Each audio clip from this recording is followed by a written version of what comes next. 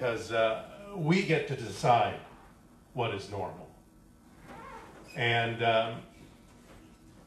you know, we'll go to the eye doctor, and we have this thing that 20/20 is perfect vision, is normal vision, and it is considered normal, but only because it's average.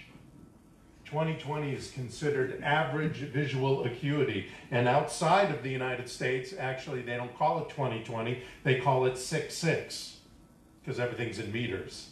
So 6 meters is about 20 feet, which is what the 20/20 stands for. But actually, though 20/20 vision may be the goal and may be the requirement if you're a pilot, 2015 is actually better vision, because 2015 means you can see things that are 5 feet closer or 5 feet further away from you than the 20/20 people. And here's an interesting thing. It takes 20/40 vision just to get a driver's license. So you don't have to really see that well to get a driver's license. And most print, probably this size, because this is 12 point, is written for people with 20/40 vision. So I want to warn you, is this on? Yeah, they're good. I want to warn you that there's going to be a lot of puns today, because I want to put a little silliness in today's talk. So, and we're going to talk about vision, obviously. So, what type of vision do dustbin workers have? Well, if I said it right, it would help. What type of vision do dustbin workers have? Binocular vision. Oh, yes. Binocular. Come on, stay with me. Where is the eye located? What's wrong with you people? Between the H and the J. Come on. What favorite organ, as in bodily organ, not this kind of organ, what favorite organ does an Irish person and pirate have in common? The eye. Yes, there you go. Oh my God. So that brings me to St. Patrick's Day. Happy St. Patrick's Day in a couple of days. I don't know about going out to bars, because that's not social distancing. So you might have to drink your beer on Zoom or something, or on Skype or one of those things. But speaking of saints, because of St. Patrick's Day, and of course during International Women's Month and Women's History Month, I wanted to speak about a famous woman, and I wanted to today speak about a famous Irish woman for St. Patrick's Day. And so I'm going to talk about a saint. Those who brought up Catholic may know her or may not. She's not a super well-known saint. Her name is Bridget of Kildare. Kildare meaning in Ireland. So, Bridget, she's Ireland's only female patron saint. Her father actually was a pagan, interestingly enough. She was baptized by St. Patrick. Interesting, before he became a saint, obviously, because I think you have to die, don't you, before you become a saint?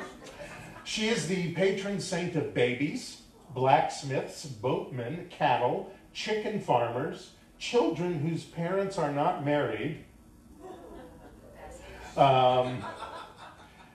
dairy maids, milkmaids, I'm not sure what the difference is, and dairy workers in general. So all you dairy workers, that's your patron saint.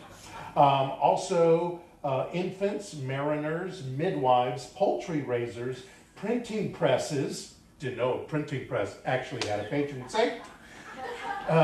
So all those of you in high school who are still doing the thing with to make your newspaper, you're protected. Scholars, travelers, sailors, watermen, creative scholars, poets, and fugitives. So if you're out on the run, you want to pray to Bridget of Kildare if you are of that faith. Okay, She's also a druid goddess. She may be in those cards, I'm not sure. She is the druid goddess of poetry and healing in Celtic myth. Bridget was around 451 to 523, so quite a while ago, and has been held up as a symbol of divine femininity. She was a powerful abbess who offered an alternative to the confines of domestic life for up to 14,000 women. A peace weaver, a fearless negotiator who secured women's property rights. You remember when she lived, 451 to 523, women had no rights. And she got some property rights for women and freed trafficked women. And she was also reputed to be an expert dairy person and brewer. She was known for her generosity and concern for the poor. Her mother was in charge of a dairy, and she tended to give the produce away to the poor, evidently. But the dairy prospered in spite of her generosity. When she gave produce to the poor, it tended to multiply.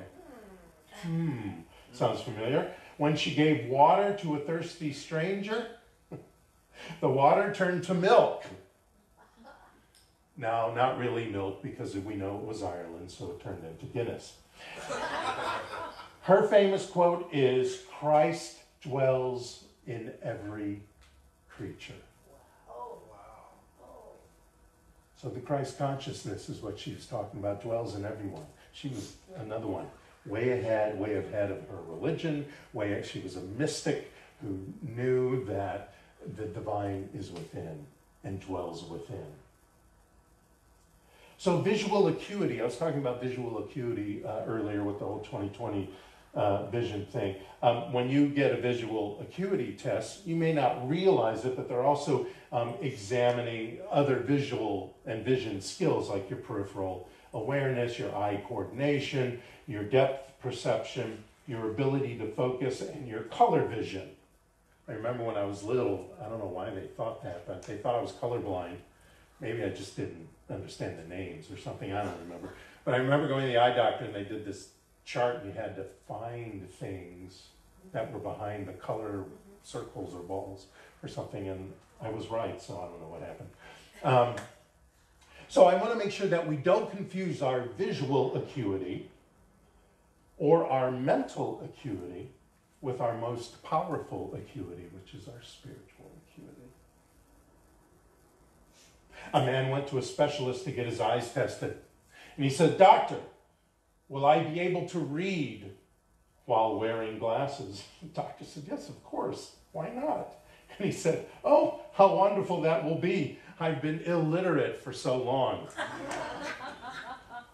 Like other vision skills in the optometrist test, last week I talked about foresight, about seeing and visioning and envisioning and declaring, and from that point we know what's going to show up in our experience because we have the foresight and we use this foresight in our declaration. Well, spiritual acuity, also like visual acuity, takes peripheral awareness. So we know what's going on around us. What's going on around us this week especially, and actually it probably started in January or February, what's going on around us, we are aware. And being aware makes us powerful because that's our knowledge. Spiritual acuity also takes eye coordination, like in visual acuity, but in this case, eye coordination is the coordination between all the parts in our divine matrix, between our intellect and our logic, between our heart mind and our heart brain, and our gut, where the imagination and the intuition fly. And when we coordinate all three at the same time, bouncing off each other, we get better and more prosperous experiences. And we also get more attached to the divine that is within us and reveal that and use that to bring our best life. Spiritual acuity, like visual acuity, also takes depth perception. We also have to dig deep. When we do prayer, when we do any kind of spiritual practice, it doesn't have to be affirmative prayer. We have to dig deep. We have to dig deep past and through the shadow. Everybody know what that means when I talk about the shadow? That's all that gunk from being brought up, being around certain people, accepting certain stupid ideas that bring kind of a negative energy into our lives, or negative attitudes or perspectives or woe is me kind of thoughts in our heads. That's kind of the shadow. In our subconscious, there are reasons and ideas behind that shadow that shows up. But when we have spiritual depth, we can dig in there and go through and past that shadow, and also the superficial and the shallow ideas and thoughts that we have. Spiritual acuity, like visual acuity, takes the ability to focus. Spiritual practice, that's how we get into focus on how we're going to move forward in our life, where we're going to get the foresight, what foresight we have in our life. That's through spiritual practice every day, whatever that spiritual practice is for you. And spiritual acuity takes color vision. Our thoughts and our beliefs and our feelings, which becomes beliefs, color, filter, flavor our experiences. So when we dig deep and we look at our attitudes and our perceptions, and 2020, the theme is perception, and our beliefs, we realize what is coloring our experiences. And as we realize that, then we receive the foresight to move through that, because we have the power to do that. Now, speaking of attitudes and perception, where do you send a depressed eye? To the low vision center. No, that's okay. What did the right eye say to the left eye? Between you and me, there's something that smells. So right now, succulent. It is succulent, thank you very much. So what's happening right now? I think right now we're in a spiritual fire drill.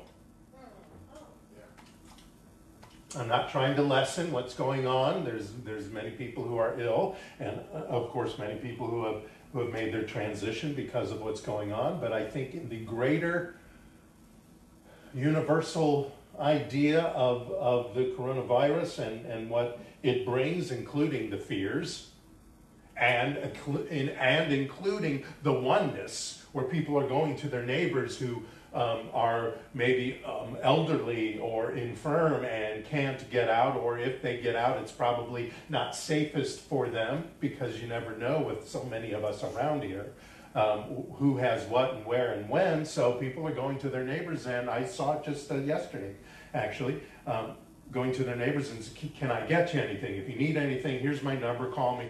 I'll go to the store and get it. You stay home. All that kind of stuff is happening also at the same time. People are getting together. Countries are coming together. Even the ones that are closing their borders down, they're talking to each other. There's something we have in common. This happened in Katrina. This happened, of course, in 9/11 and in the world wars, except for maybe who was fighting each other. But then eventually, even then, there's so many stories where soldiers on opposite sides of the war would meet each other and go and realize, you're just the same as me. You're just following orders, and created a oneness that later on, once the wars were over, made it easier for countries to unite in a way. So I see a spiritual fire drill going. I see this viral pandemic as an expose of the weakness in our systems. More, not really as intense as like Noah's Ark story is, where supposedly God was mad and said, you guys are all crazy and I'm getting rid of the whole thing and starting over, except for you four. You can go ahead. It doesn't work that way. But what's working now is community is happening. Even even people who aren't getting together in public, community is happening. We're all in it together. There's preparedness happening. There's kindness. There's love and peace and clarity starting to go on. People are in odd ways being forced to talk to each other. I was saying earlier, about, we went to the desert. We were in a house that had we had phones that worked, but there was no quote unquote entertainment. And we read and we talked to each other and we listened to records and we danced a little. And we had fun. We didn't have, oh, let's go to a movie. Oh, let's go do this. Oh, let's go do that. Let's go. Well, you wouldn't necessarily see a play over in Joshua Tree, but nonetheless, back into LA, all those things are closed now. All those guys who can't watch March Madness because there won't be March Madness. Well, March Madness now is a little different than basketball. But it's a spiritual fire drill. The universe, what are we learning? Let's learn it now. The universe is trying to tell us something. We need to talk to each other more. We need to be prepared more. And we need to relate to each other more. We need to sit and chill out more often. A patient said, I see spots before my eyes, doctor. The optometrist said, didn't the new glasses help? And the patient said, sure, now I see the spots much clearer. I think we're seeing the spots much clearer because of this spiritual fire drill going on. Like that patient, it's time for us to take note and apply what we're hearing. It's a wake-up call. This is a wake-up call for lots of things, but for the consciousness of humankind to get itself back into love and into community and kindness and peace and patience and being mentally and physically prepared for life. Not just doing stuff, not just going down the goals list, but living this, being this. Now, the masses don't always see it at first because so many, nobody in this room, of course, or that is watching, maybe a few that are watching, are in the chaos and the fear and the panic. Because we know we are prepared, even if we're not prepared physically as far as food and all that kind of stuff, we're prepared mentally knowing that the universe will take us to where we need to go to get whatever we need to get, especially in these next couple of weeks. Optician said, you need glasses, buddy. And the patient said, but I'm wearing glasses. And the optician said, then I need glasses. Some of us need glasses.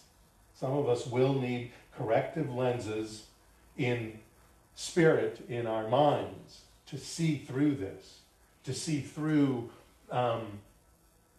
the bother and what we hear on TV and in the news.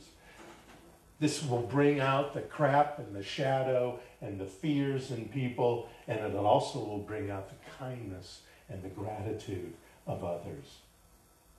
This is going to show us who we believe we are as individuals and as a race of people, of humankind, of different peoples from different parts of the world and weathers and everything. We're really going to see who we are in this. This is really going to bring out some maybe surprising, wonderful ideas. Basically, I believe the universe is telling us to sit down, shut up, and I mean shut up, not be quiet. The universe is saying shut up. It wouldn't be so big and scary, or seemingly scary, if the universe was just kind of going, yeah, maybe that was 4 months ago. The universe was going, guys, look what's showing. Okay, this is how you want to be, then this is what's going to show up. Sorry.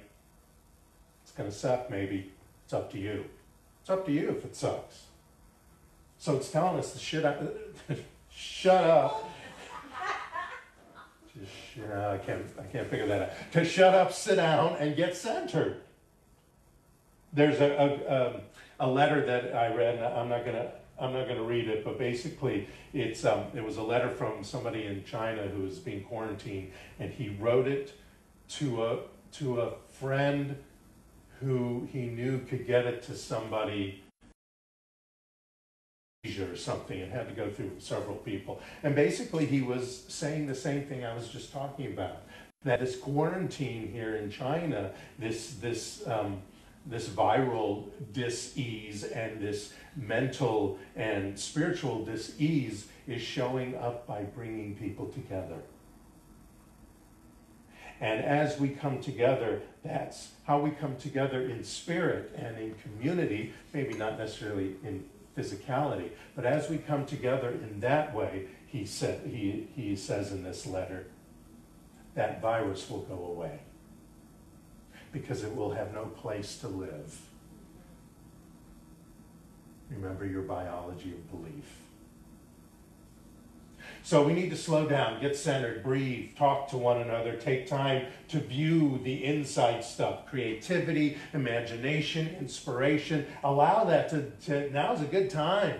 Some of us aren't working, or we're working at home, and so that becomes kind of part-time like. Some of us are retired. Let's take this time, since we're not going to the theater or sports or any large events. Some people may not even get together with their friends, to dig deep and look inside and listen. Which brings me to a pun. What music do optometrists listen to? iTunes. Stay with me.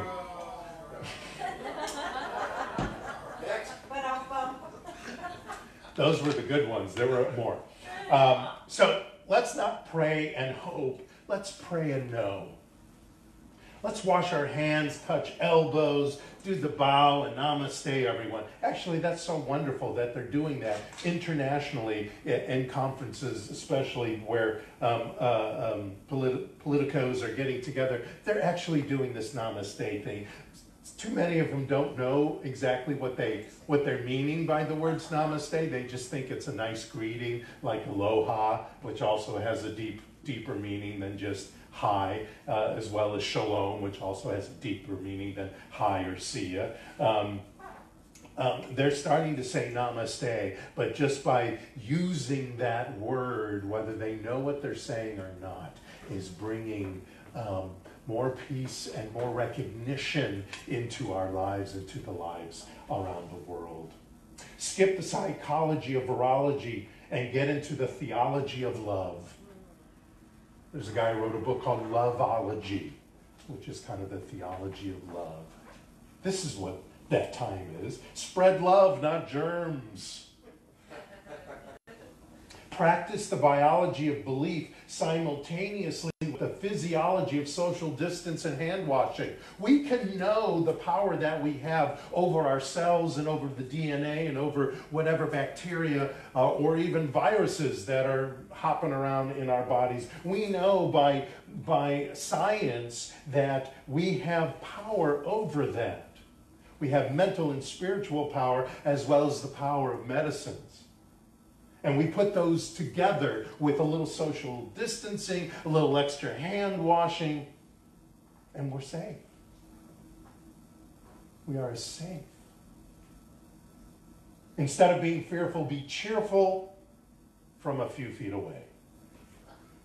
Don't strive for 2020 normal visual acuity.